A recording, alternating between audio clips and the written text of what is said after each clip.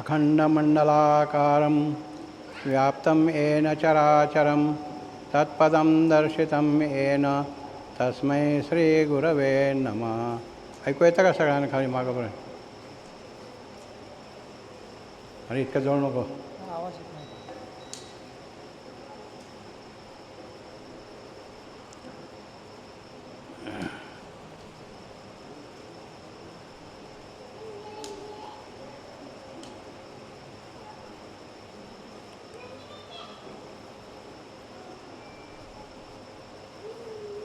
नागेश संप्रदायामध्ये जेव्हा उत्सव सुरू होतो त्यावेळी प्रवचन करण्याचा एक दिवस ठरलेला आहे आणि त्याप्रमाणे आज आपण प्रवचन करणार आहोत.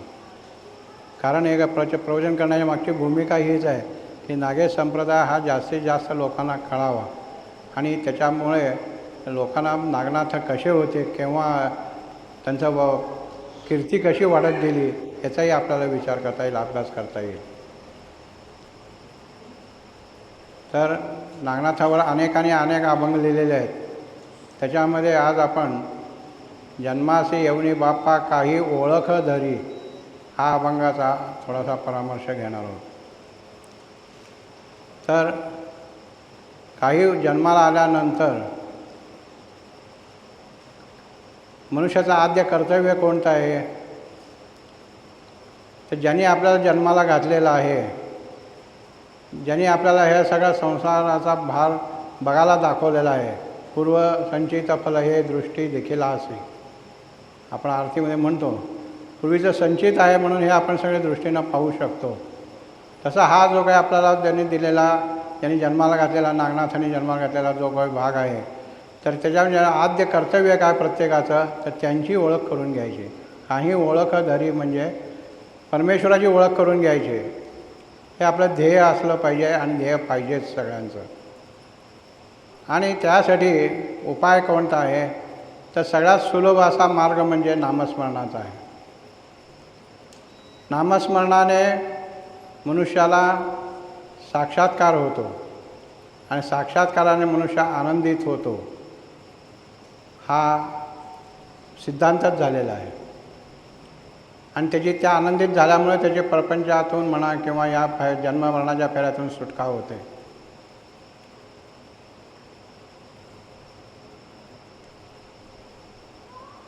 तर ह्या सगळ्या गोष्टीतून विचार करता आपल्या अभंगातून म्हणले काही ओळख धरी, कर्णाची ओळख करायची आहे, धरायची आहे, तर ते आज आपण पाहूया. तर जन्माला आल्यानंतर मनुष्याने काय केलं पाहिजे? तर चांगले विचार, चांगले आचार याचा आपण वापर केला तर आपण चांगले व्यवस्थित राहू शकतो. सुबुद्धी सुवासना दृढधरी अंतरी आपण म्हणतो. चांगली बुद्धी पाहिजे, चांगली वासना पाहिजे, तेव्हाच आपण मनुष्यामध्ये मनुष्य म्हणायच्या लायकीला राहतो.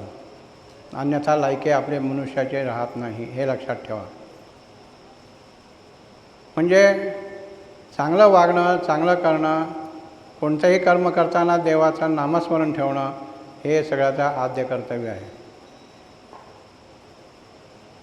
आणि जवळीचं देव असे काय सुबुद्धी सुवासना दृढधरी अंतरी तरीचं सार्थक करिता जन्म मरण निवारी. आपण म्हणतो सार्थक होण्यासाठी, जन्म मरणाचा फेरा चुकवण्यासाठी नामस्मरणाची अत्यंत गरज आहे. तर नामस्मरण करण्यासाठी काय केलं पाहिजे? तर एक तर सद्गुरूंकडनं आपण नाम घेतलं पाहिजे. सबीज म्हणतात त्याला. सबीज नाम म्हणजे कुणाला म्हणायचं? ज्यांनी साक्षात्कार झालेला आहे किंवा ज्यांना अधिकार पोचलेला आहे की नाम देण्याचा, अशा व्यक्तीकडून नाम घेणं म्हणजे त्याला सबीज नाम म्हणायचं.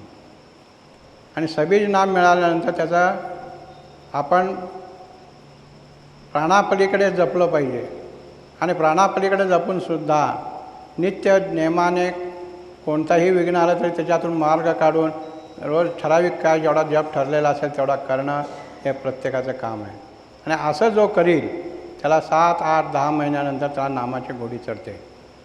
हळूहळू नामाला गोडी वाटते. हे नामस्मरण म्हणजे भक्ती आहे. आपण म्हणतो देवाची भक्ती करतो, देवाची भक्ती करतो. म्हणजे काय करतो?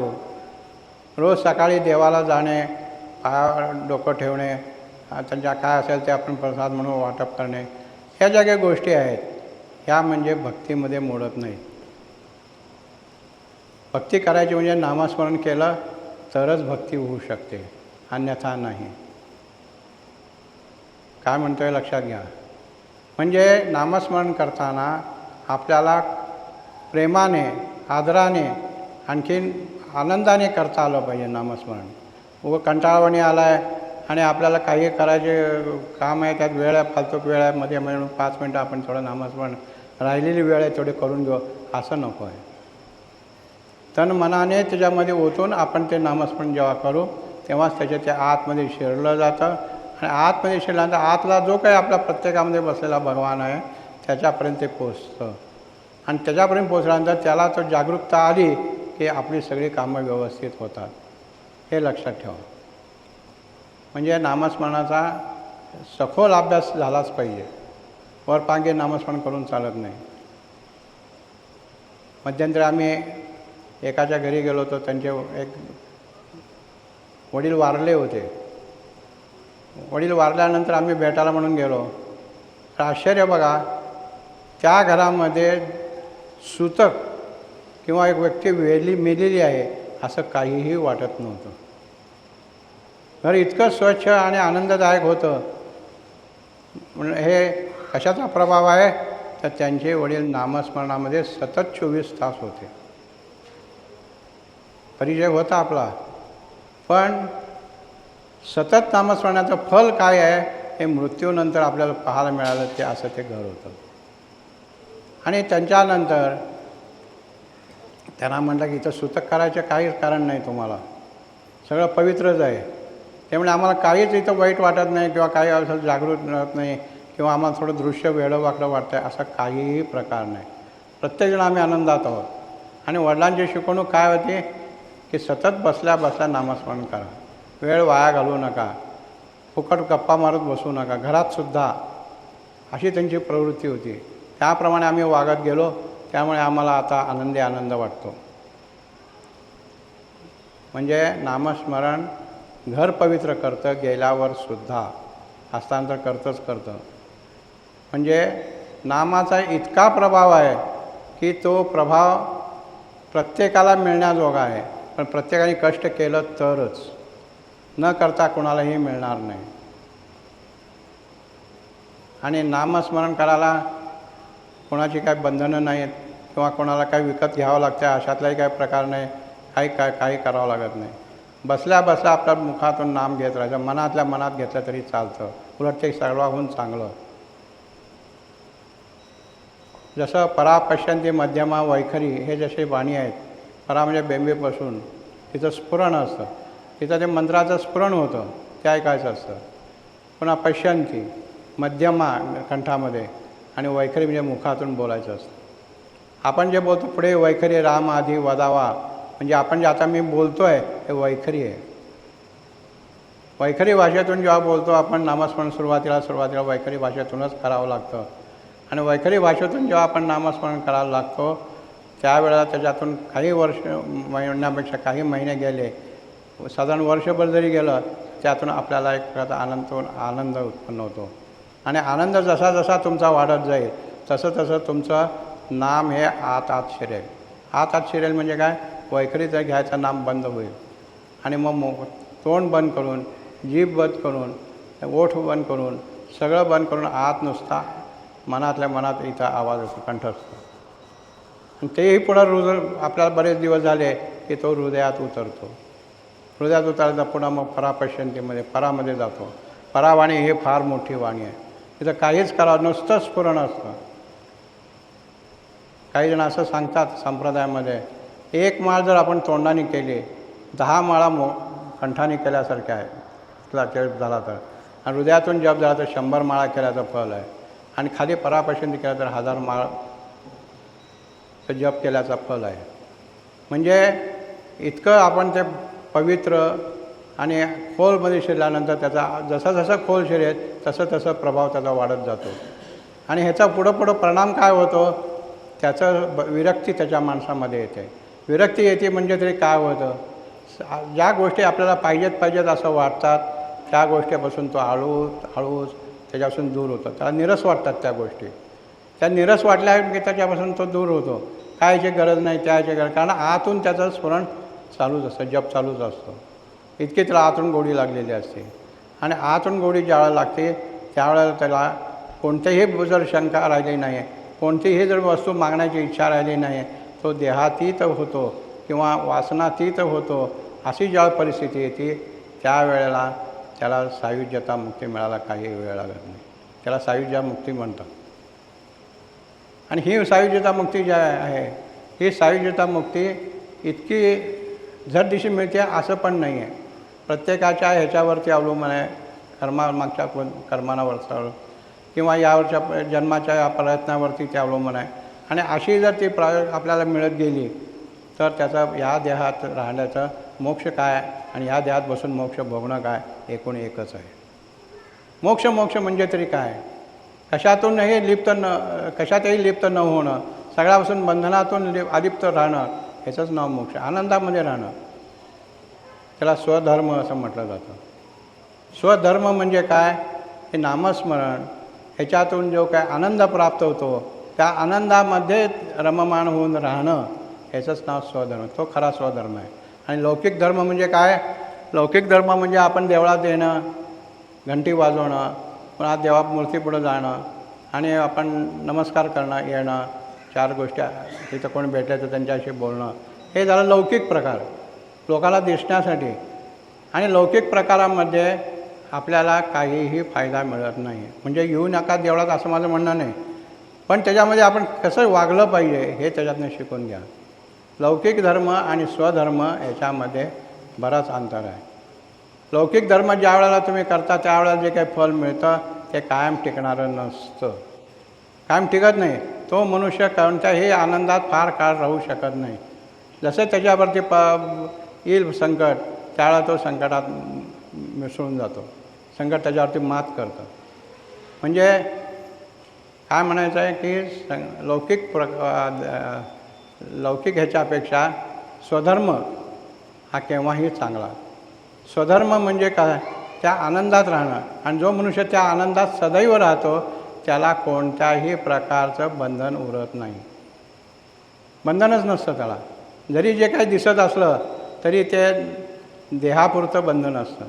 आणि ते जरी बंधन त्यांनी तोडलं तरीसुद्धा काही फरक पडत नाही, असं लक्षात घ्या. म्हणजे स्वधर्मामध्ये राहणं हे केव्हाही चांगलं.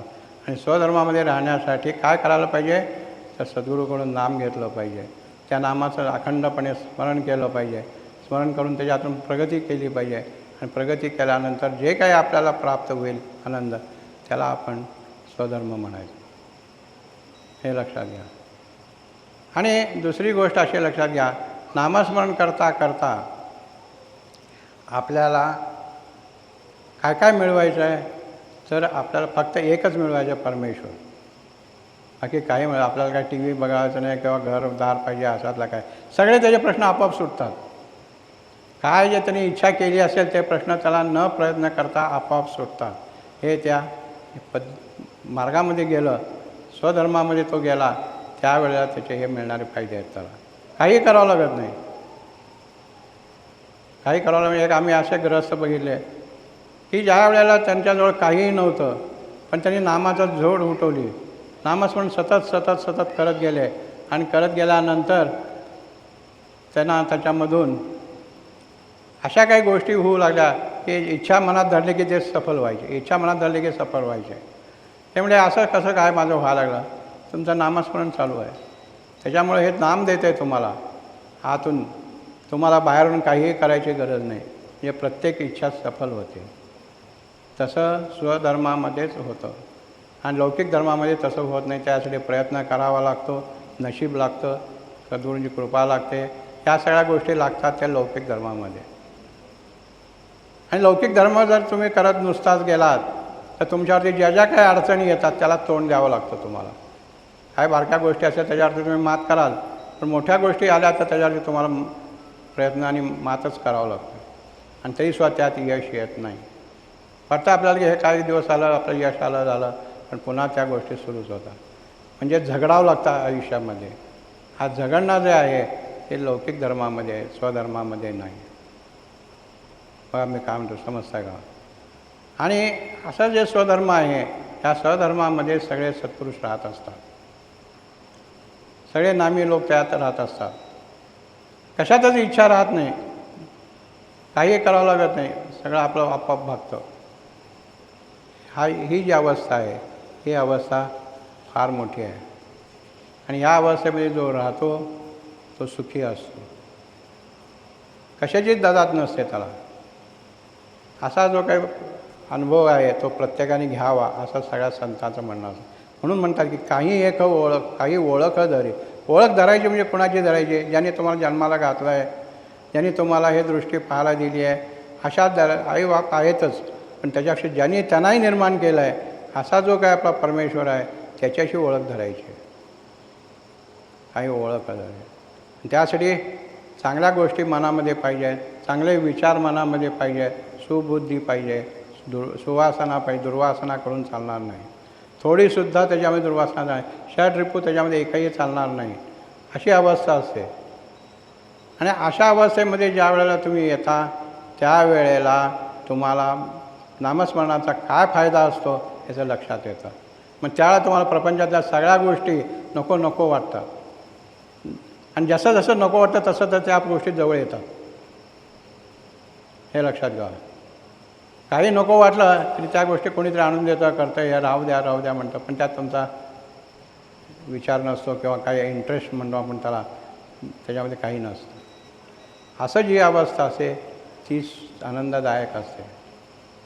कोणाशी भांडण नसतं, तंटा नसतो, काहीही नसतं, कुठलं एखादी इच्छा राहतच नाही, मला अमुक पाहिजे तमुक पाहिजे असं काही नसतं. अशी अवस्था ज्यावेळी प्रत्येकाची यायला पाहिजे. मग अशाची ओळख आपण करून घ्यायची. ज्यांनी हे मिळणार आहे त्याची ओळख करून घ्यायची. सुबुद्धी सुवासना दृढ धरी अंतरी, तरीच सार्थक करिता जन्म मरण निवारी. आणि अशी परिस्थिती झाली सार्थकता आलीच. अजून दुसरी सार्थकता म्हणजे दुसरं काय आहे? हेच सार्थकता आहे. जन्माची सार्थकता कशात आहे? तर ईश्वराच्या भेटीमध्ये आहे, ईश्वराच्या दर्शनामध्ये आहे, ईश्वराच्या साक्षात्कारामध्ये आहे. तीच आपली सार्थकता आहे. आणि त्यासाठी आपल्या उपासना कशाची करायची आहे? नामाची करायची. नाम हे एकमेव असं साधन आहे की ते प्रपंचात असो आणि परमार्थात दोन्हीलाही तारणारं नाम आहे. प्रपंचातही तो तारतो आणि याच्यामध्ये संसारातही तो संसारात आणि परमार्थात दोन्हीकडेही तो तारतो. असं जे नामस्मरण आहे ते प्रत्येकाने करावं असं आपल्या अभंगामध्ये अनेकांनी सुचवलेलं आहे. आणि बरं त्याला काय आपल्याला मगाच मी म्हणलं तुम्हाला, त्याला काही विकत काही आणावं लागत नाही, काही नाही. आणि नामस्मरण कसं करावं? दरवर्षी मी सांगतो. अहो जाता येता, बसत उठता, कार्य करिता, सदा देता घेता, वदनी वदता, घास गिळता, घरी दारी शय्येवरी, रतिसुखाचे अवसरी, आणि समस्तांचे लज्जा त्यजोनी भगवत चिंतन करी. आम्ही एकदा मध्यंतरी मी काही काळ शेताकडे जात होतो रोज, तर तिथे एक शेजारी आमच्या 90 वर्षाचा म्हातारा मनुष्य होता. त्याचं खाणं पिणं रोज लक्षात यायचं की हे चालू आहे त्याचं. एकदा येऊन बसला, म्हणला मला काहीतरी सांगा घ्या. मोठा शेतकरी आहे. म्हणलं काय करता? म्हणलं तुम्ही दिवसभर? काही करत नाही. म्हणलं रामाचं नाम तरी घ्या. घेतलं, म्हणलं आत्तापासून घेतलं. जय राम श्रीराम, जय जय राम श्रीराम असं सुरूच केलं.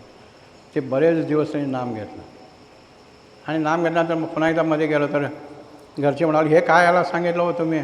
झोपत नाही, काय नाही, सारखं रामाचं नाम घेतो. आणि काय होणार आहे? म्हणलं ते काय होणार आहे ते तुम्हाला कळणार नाही, काय होणार ते त्यालाच कळणार आहे. म्हणलं घेऊ द्या म्हणलं त्याला नाम. खाणं पिणं सगळं होतं आहे आणि शेवटी त्या नामातच तो गेला. त्याचा अंत नामामध्ये होतो. त्याला देव जवळ करतो, त्याला मुक्ती मिळते. पण हे नाम घेतल्या तरच. आता त्या आडमोठ माणसाला काय माहीत होतं? सांगितलं एकच त्याने पक्क धरलं, नाम घ्यायचं, रामाचं घ्यायचं म्हणजे रामाचं नाम घ्यायचं, दुसरं काही नाही. शेतात शेरडं घेऊन यायचा तरी ते हायक म्हणायचंच नाही, श्री जय राम श्रीराम जय राम श्रीराम श्रीराम जय राम जय जय राम, असं तर येईल तसं उलटं सोलटं कसंही म्हणायचं, पण रामच म्हणायचं. म्हणजे इतका प्रभाव रामाचा दिसून येतो कष्ट केला तर. म्हणून म्हणायचं आहे की एकही वेळ अशी नाही आपल्या दिवसातली की ज्याला नाम घेऊ नये अशी.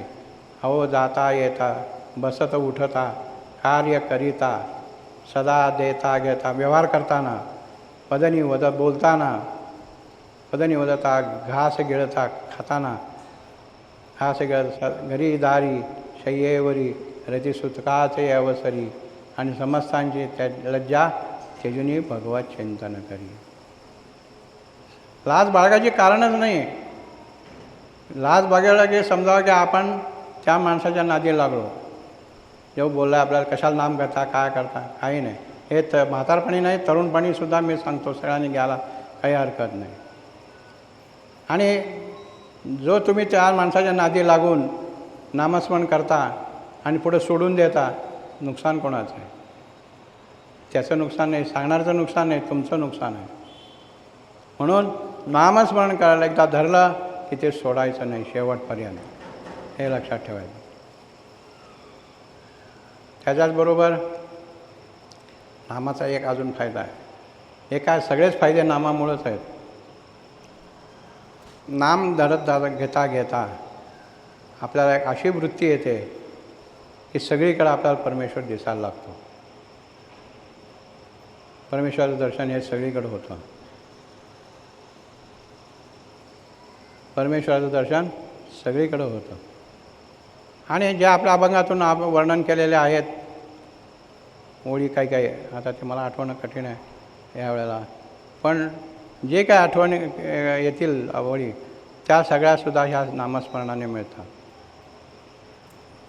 म्हणून अभंगामधून सुद्धा आपल्या नामाचं वर्णन केलेलं आहे.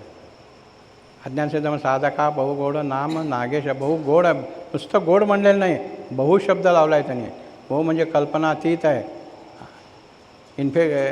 काय म्हणतात ते इन्फिनिटी आहे, ते किती आहे असं सांगता येत नाही, कशा लाखो कोट्यावधी त्याच्यात नाही, बहु म्हणलेलं आहे. कारण फळच तेवढं आहे त्याचं. आणि नुसतं नाव कसं आहे? नागेशाचे 4 अक्षरी नाव आहे. असं इतकं सोपं असताना ते आपण सोडून देऊन बाहेर प्रपंचामध्ये वावरणं, प्रपंचामध्ये सोडा असं आमचं बिलकुल म्हणणं नाही. प्रपंचही करा, पण प्रपंच करत असताना ह्याची आठवण ठेवा. प्रपंच करत असताना ह्या गोष्टीची आठवण ठेवा. कसं होतं आहे बघा, प्रपंचामध्ये लोकांनी सांगितले त्याचा प्रभाव आपल्यावरती लगेच पडतो. का? आता आपलं मनसुद्धा प्रपंचिक झालेलं असतं, देवाकडं परमार्थाकडे वळलेलं नसतं, विषयाकडे वळलेलं असतं. आणि विषयाला विषय जर सांगितला एखाद्याने की लगेच आपला प्रपंचातला जो चालणारा नित्य नामस्मरणाचा वेळ आहे तो सहज बुडला जातो आणि आपण प्रपंचाकडे ओढला जातो. नुकसान आपलं आहे. जसं एखादा अधिकारी असतो आणि त्याला वाटतं की आपण एक ह्या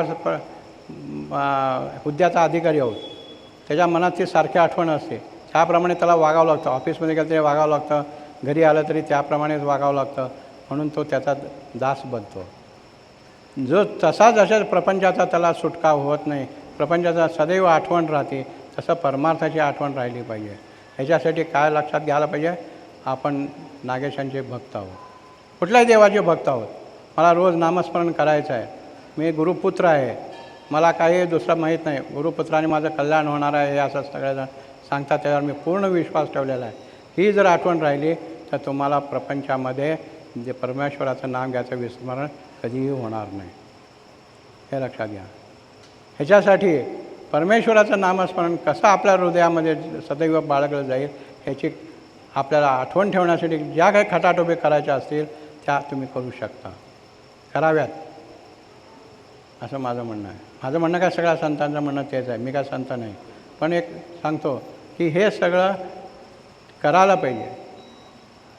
केल्याने होत आहे रे आधी केलेची पाहिजे आपण म्हणतो, पण हे कोणाला? नुसतं बोलायला, प्रत्यक्षात करायला आहे का? नाही. मध्यंतरी एकाला मी विचारलं, वय झालं होतं त्यांचं, आहेत अजून ते. त्यांना म्हणलं, अहो काय म्हणलं तुमचा दिवस कसा जातो? तर ते म्हणले की माझा दिवस काही नाही म्हणले, आनंदात जातो. 2 वेळा खातो, पितो, बसतो, उठतो. मला प्रपंच आमच्या सोनबाई आणून देते, मुलगा आणून देतो, करतो, मी खातो, मजेत आहे म्हणलं देवाचं नाम तिचे ते कुठे येतं काय म्हणले तोंडात. आता म्हणलं तुमचं वय 80च्या पुढं गेलं आहे आणि तरी तुम्ही छेचे म्हणता, म्हणजे अजून तुम्हाला मग वेळ कधी यायची आहे? असं सुद्धा आपल्याला भेटतात लोक. म्हणजे आम्ही ज्या वेळेला त्यांना सांगितलेलं असतं ते त्यांनी कानाबाहेर टाकून दिलेलं असतं. इकडून वारे गेले तिकडून गेले म्हणतो ना आपण, नळी फुंकिले सोनार इकडून तिकडून गेले, तशा प्रकारे ते असतं. असं होता कामा नये, असं होता कामा नये. नाम हे घेतलंच पाहिजे. काय अवघड आहे हो, घरात बसल्या बसल्या कॉटवर झोपल्या किंवा खुर्चीवर बसल्या अजून काही करत असताना उद्योग करता नाम घ्यायचं. आमचे एक सत्पुरुष नाना पाठक म्हणून होते, तर मी त्यांचं उदाहरण माझ्या डोक्यात नेहमी असतं. दिवसभर काम करत होते, दिवसभर काम म्हणजे 24 तास त्यांनी काम केलं. एक मुलाच्या कारखान्याचा हिशोब तपासाचं काम होतं, ते त्यांनी बरेच वेळ काम केलं. आणि मी त्यावेळेमध्येच गेलो त्यांच्याकडं. बरं झाला म्हणले आला तो, आज दिवसभर 5-6 तास झाले मी हेच काम करतो आहे म्हणले, पण म्हणले एक लक्षात ठेवणे, माझं 1 सेकंदही नाम थांबलेलं नाही. मग मी चाट पडलो, हिशोब तर करताय, तुम्हाला गव्हर्नमेंटचा हिशोब दाखवायचा आहे आणि एकही मिनिट सेकंदसुद्धा नाम थांबलं नाही, हे कसं शक्य आहे? ते म्हणजे बघ म्हणजे करून तुला जमतं आहे का? म्हणजे नाम आतल्या आत सुरू झालं की तेच काम चालू राहतं. तुम्ही बाहेरून दुसरं कुठलंही काम करू शकता, पण ते खंड पडत नाही. जप करे राम हम बैठे आराम, हे त्यांचं ब्रीद आहे. जप करे राम हम बैठे आराम, म्हणजे आम्हाला आराम बसायला हरकत नाही, का तर आत जप सुरू झालेला असतो तेव्हा. इतर वेळेला आराम करून चालणार नाही. ती वेळ येण्यासाठी आपला रातोरात जप केला पाहिजे. रातोरात त्याच्यामध्ये दिवस रात्र काही असला तरी त्याची आठवण राहिली पाहिजे, हे लक्षात ठेवा. आणि अशी आठवण राहिली तरच आपल्या जन्माचं सार्थक आहे, हे नामस्मरणाबद्दल. आणि दुसरी गोष्ट सांगतो, मनुष्याने कसं राहिलं पाहिजे, तर षड्रिपू म्हणा किंवा दुर्गुण म्हणा, हे मनात कोणतेही असता कामा नये. अहंकार हा फार मोठा वाईट आहे. आपल्याला म्हणतो आपण, अहंकार लांडगा माताला बहु मोठा, त्याने केला 12 वाटा अध्यक्षता. म्हणजे आज्ञासिद्धांत जेव्हा आपण केलं त्यावेळेस तुझ्या 12 वाजले, म्हणजे देहाच्या 12 वाटा झाल्या. ह्याचा त्यांच्या सौम्य शब्दामध्ये हे असं वर्णन केलेलं आहे. ते असू द्या, म्हणजे अहंकार इतका खराब आहे की आपल्याला आपला नाश झालेला सुद्धा लवकर कळू देत नाही. आणि एकदा नाश झाला तरच तेव्हा लक्षात येते की आपला अशी का परिस्थिती झाली, अहंकारामुळे झाली. आणि एखादा अहंकारामध्ये जातो मनुष्य, त्याला कधीही त्याच्यात ऊर्जित अवस्था येत नाही. आपण किती माजला आहे हा, अहंकाराबद्दल किती बुडला आहे, असं वाटता कामा नये लोकांना. सौम्यपणा. आता अहंकार घालवायचा तर एका गंमत आहे, एक गोष्ट सांगतो तुम्हाला.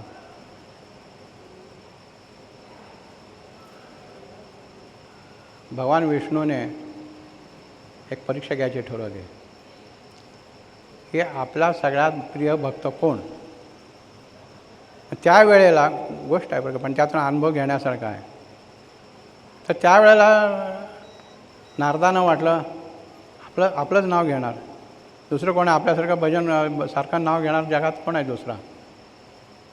म्हणून ते गेले, देवा मीच तुमचा भक्त आहे मोठा, की तुम्ही माझं नाव घ्या, मी तुमचं नाव सतत घेतो आहे का? अरे हो बरोबर आहे म्हणले. पण म्हणले, पण अजून काय म्हणले? मी नाही का म्हणले, माझा तुमचा भक्त कोण मोठा म्हणले.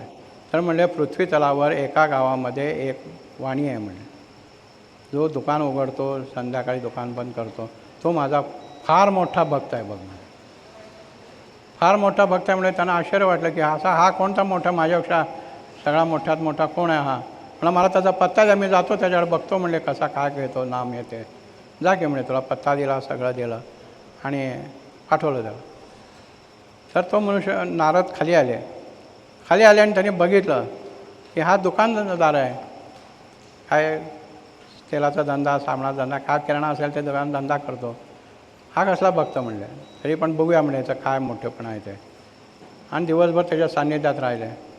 दिवसभर धंदा बघितला, सचोटीपणाने करतो आहे, त्यांनाही पटलं, नारदांनाही पटलं, हा सचोटीपणाने धंदा करतो. आणि धंदा केल्यानंतर संध्याकाळी दुकान बंद करताना देवाला त्या नमस्कार केला, त्याने त्या दुकानाला नमस्कार केला आणि घरी आला. घरी आल्यानंतर हातपाय धुतले. आई वडील होते, आईवडिलांची विचारपूस केली, कसं काय चालल्या प्रकृती दिवसभर. बायकोची विचारपूस केली, मुलाबाळांची केली. सगळं झाल्यानंतर देवापुढे दिवा लावला आणि थोडंसं श्लोक आहे ते काही म्हणले. आणखीन जेवायला बसला. जेवायला बसतानासुद्धा पहिला घास देवाला दाखवला. हे सगळं नारद बघत होते. देवाला नमस्कार केला, देवाला एक घास दाखवला आणि पुन्हा जेवण झालं. जेवण झाल्यावर म्हणले आता पुन्हा अजून थोडंसं झोपायचं आता. तर त्यांनी मग पुन्हा अंथरूण टाकलं. अंथरुणावरती थोडा वेळ नामस्मरण करत बसले आणि त्यात झोपी गेले. सकाळी उठले लवकर उठल्यानंतरसुद्धा आधी हाताचं दर्शन घेतलं आणि हाताचं दर्शन घेतल्यानंतर पुन्हा नामस्मरण थोडं 1-2 मिनटं केलं. 2 मिनटंच म्हणले नामस्मरण केलं आणि आपल्या उद्योगाला जाण्यासाठी व्यवहारात पडले. हा सगळा प्रकार पाहून नारद विष्णूकडे गेले. तेव्हा म्हणले मी जाऊन आलो की म्हणजे त्याच्याकडं.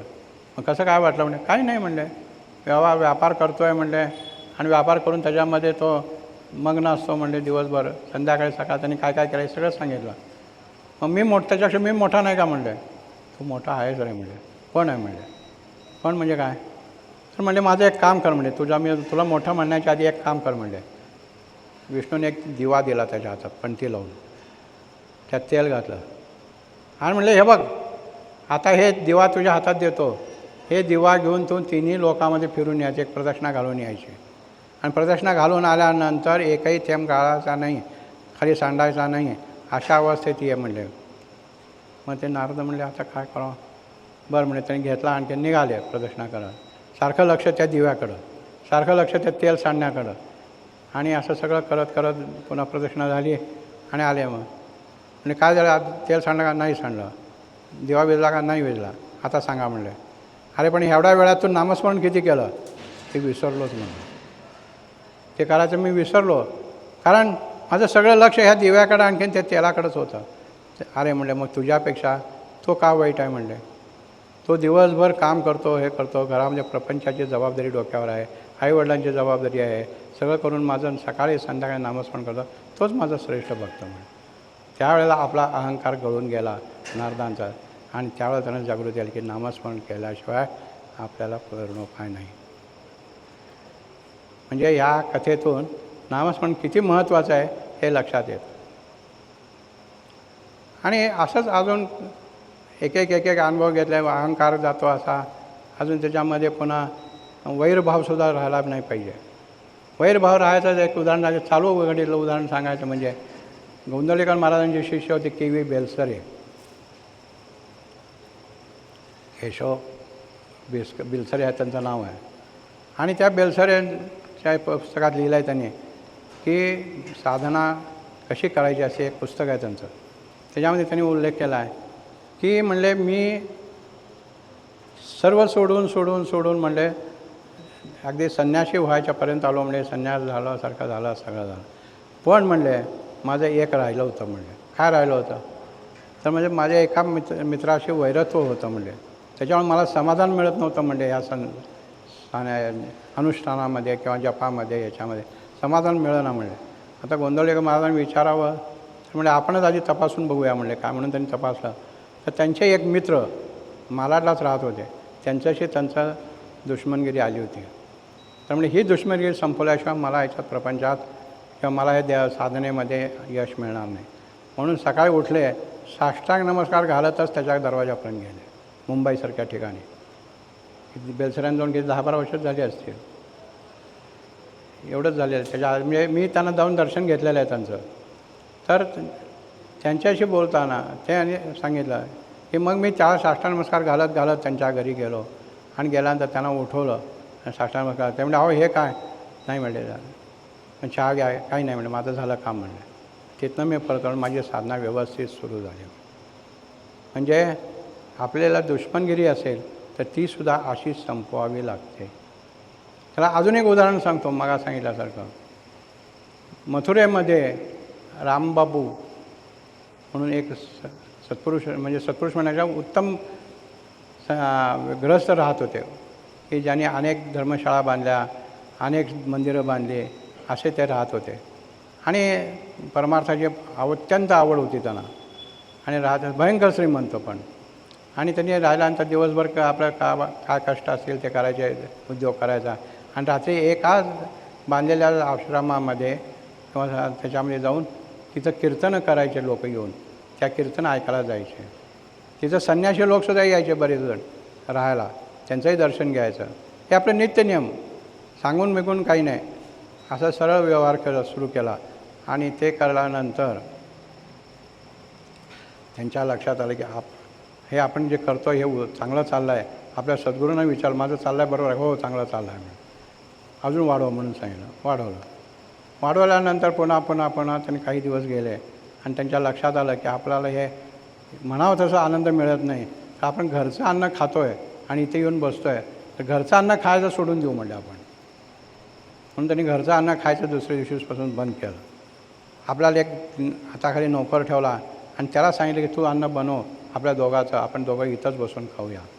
त्याप्रमाणे ते दोघं तिथंच बसून खाऊ लागले. असे बरेच दिवस गेले आणि बरेच दिवस आपल्या पुन्हा सद्गुरूंकडे गेले. संन्यासी होते ते. गेले, म्हणले महाराज आता मी इतके दिवस झाले आता आश्रमामध्ये राहतो आहे, एक हाताखाली साखर ठेवला आहे, त्याचं अन्न खातो आहे, सगळं करतो आहे, तर मला तुम्ही संन्यासीची दीक्षा द्या. ते म्हणजे राजा बाबू तुला अजून अवकाश आहे, पुढे बघू. उत्तर काय? पुढे बघू. घरी येऊन पुन्हा विचार केला. पुढे बघू म्हणजे का आपला अजून कुठेतरी अडलं आहे. म्हणून त्यांनी काय केलं, नोकराची आपली चर्चा केली, आपलं कुठं चुकतं आहे. अजून त्यांना असं का वाटलं की आपल्यामध्ये अजून बदल व्हायला पाहिजे, असं का वाटलं. म्हणून त्यांनी पुन्हा अभ्यास करून बघितलं की म्हणले ह्याच्याकडनं आपण स्वयंपाक करून घेतो हे सुद्धा बंद करू. ते सुद्धा बंद केलं. स्वतः बनवून खायला लागले. स्वतः बनवून खाल्ल्यानंतर बघा थोडंसं स्वतः हाताने बनवून खाल्लेलं अन्न खाल्ल्याचा थोडा परिणाम वेगळा असतो. अधिक शुद्धता प्राप्त होते आणि अधिक शुद्धता त्यांना प्राप्त झाली. आता म्हणजे आता तरी आपण महाराजांकडे जाऊ म्हणून महाराजांकडे गेले. म्हणजे महाराज मी आता स्वतः बसून अन्न खातो आहे, मला काही अजून बाहेरची कुठली अपेक्षा नाही, काही नाही, तर मला आता संन्यासी दीक्षा द्यायला काय हरकत आहे का तुम्हाला. ते म्हणले की नाही, म्हणले अजून बघू पुढं. पुन्हा परत आले. म्हणजे आता काय करावं म्हणले, सगळं झालं आहे, अन्न सोडलं सगळं, आता म्हणजे काय करा, आता म्हणजे आपण अन्न खायचंच बंद करू आणि भिक्षा मागू म्हणजे. भिक्षा मागू म्हटल्यानंतर भिक्षा मागत रोज उदरनिर्वाह सुरू झाला. तेवढ्यात काय झालं होतं त्यांचं, एक लक्ष्मीचंद्र शेठ म्हणून एक कोणीतरी शेठ होते, त्यांच्याशी त्यांचं शेतीच्या बाबतीत तंटा झाला. शेती बाबतीत काय तंटा असेल तर काय कारण आपल्याला माहीत नाही, पण तंटा झाल्यानंतर ते प्रकरण गेलं कोर्टामध्ये. कोर्टामध्ये गेल्यानंतर ते प्रकरण बरेच दिवस चाललं गाजलं आणि मग त्याच्यानंतर त्यांनी काय सांगितलं की हे आपल्याला ह्याच्यामुळं त्रास होतो, ह्या प्रकरणामुळं आपल्याला त्रास होतो, तर आपण ह्याच्यातनं काहीतरी मार्ग काढला पाहिजे असं त्यांनी डोक्यात आलं. तेवढ्यात त्यांना एक तार आली. ती कुणाला आली? लक्ष्मीचंद शेठना तार आली. की म्हणले तुम्ही एक लक्षात ठेवा म्हणले की मी त्यांचा मुलगा राजाराम बापूचा मुलगा आहे, ते कुठं आहेत आम्हाला माहीत नाही, बरेच दिवस झाले, तंटा काही मिटलेला नाही, तुमचा कोर्टामध्ये गेला तरी मिटलेला नाही, तर आम्हाला त्या शेतीमध्ये काही इंटरेस्ट नाही आहे, तर तुम्ही ती शेती तुमच्या नावाने करून घ्या असं त्यांना तार आली होती. मग तार आल्यानंतर ह्यांच्या डोक्यात काय आलं, त्या गड्याच्या डोक्यात आलं की म्हणले तुम्ही एक लक्षात ठेवा म्हणले हे प्रकरण मिटतं आहे म्हणले आता लवकरात लवकर, आपलं भांडण तंटा मिटून जातो म्हणले. ते म्हणजे कसा मिटतो मी सांगतो म्हणले तुम्हाला. तर म्हणजे ते दुसऱ्या दिवशी हेच त्यांच्या दरवाजात माधुकरी मागायला गेले राजाराम भाऊ की म्हणले ओम भगवती भिक्षांती द्या म्हणले. त्या गड्याने बघितलं, अहो म्हणले तुमचे प्रतिस्पर्धीच तुमच्या दरवाजात भीक मागायला आले आहेत म्हणले. भीक शब्द वापरला त्यांनी. अरे म्हणजे भीक असा शब्द वापरू नये म्हणले, भिक्षा मागावी. काय म्हणतात ते, तर म्हणले अलख निरंजन असा शब्द वापरला, म्हणजे ते भिक्षा मागतात म्हणले. पण म्हणले आपण असं काम करू, आताच तुम्ही मला परवानगी द्या म्हणले. त्यांच्या भिक्षेमध्ये मी विष कालवतो, म्हणजे ते त्यांना दिलं म्हणजे प्रकरण संपूर्ण मिटून जातं, कोर्टातल्या प्रकरणात जायची गरज नाही. हे असं करायचं नसतं म्हणले, तुला काय कळत नाही म्हणले. ते कुठं आले ते नीट बघ, मला वाटत नाही म्हणले ते आले असतील, नीट बघून ये म्हणले. हो म्हणले मी नीट बघितलं म्हणूनच तुम्हाला सांगतो म्हणलं. मग नीट बघून आलं तर हे म्हणले चल मी पण येतो तुझ्यावर बघायला. मग ते दोघं मिळून गेले बघायला. त्या दरवाजामध्ये राजाराम बापू होते रामशेठ काय म्हणले, ओम भगवती भिक्षा देई. ह्यांना आश्चर्य वाटलं. आपला एवढा मोठा प्रतिस्पर्धी, इतके वर्ष कोर्टामध्ये आपण त्याशी भांडतो आहे आणि तो आपल्यापुढं भिक्षा मागायला आला आहे. ह्यांना वाईट वाटलं आणि त्यांना जाऊन मिठी मारली. नाही राजा बाबू बोटे, मला क्षमा करा म्हणले. ते म्हणले नाही म्हणले, तुम्ही मला भिक्षाच घातली पाहिजे, माझ्याबरोबर तुम्ही आत चला, आपण दोघं मिळून पंक्तीला बसून जेवण करू. ते जमायचं नाही म्हणे, मला तुम्ही भिक्षाच घातली पाहिजे. मग त्यांना भिक्षा घातली आणि तेवढ्यात ते तारेचा मनुष्य आला तार घेऊन. म्हणला हे तार काय वाचा म्हणला. लक्ष्मीचंद शेठने तार वाचली. त्यात लिहिलं होतं त्यांचीच मुलांनी की बाबा आम्हाला काही नको, शेती हे नको, तुम्हीच आमचे आईवडील आहात, तुम्हीच आमचा सांभाळ करा, आम्ही तुम्हाला वडिलासारखं मानतो आणि हे प्रकरण मिटवू द्या.